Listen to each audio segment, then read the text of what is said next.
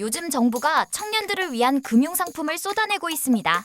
청년도약계좌, 청년미래적금, 그리고 오늘 시작된 국민성장펀드까지. 그런데 이름도 비슷하고 혜택도 복잡해서 도대체 뭐가 다른 거야? 헷갈리는 분들 많죠. 오늘 딱 3분 안에 핵심만 정리해보겠습니다. 먼저 청년도약계좌입니다. 이 상품은 쉽게 말해 5년 장기 목돈 만들기용입니다. 매달 최대 70만 원까지 넣을 수 있고 정부가 소득에 따라 매달 2만 원대의 기여금을 추가로 얹어줍니다. 여기에 비과세 혜택까지 붙죠.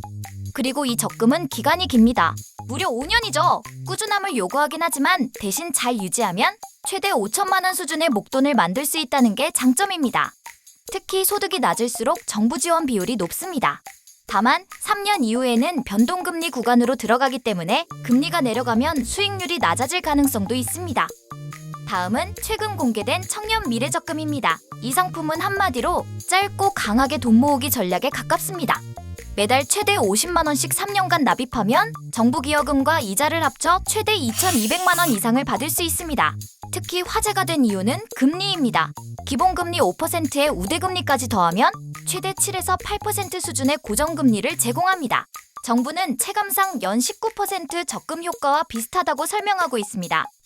또 청년도약계좌 가입자들이 이번 상품으로 갈아탈 수 있도록 길도 열어놨습니다. 다만 중요한 건 조건입니다. 가구 소득 기준이 더 까다로워졌고 우대 혜택을 받으려면 중소기업 재직 요건 등을 충족해야 합니다.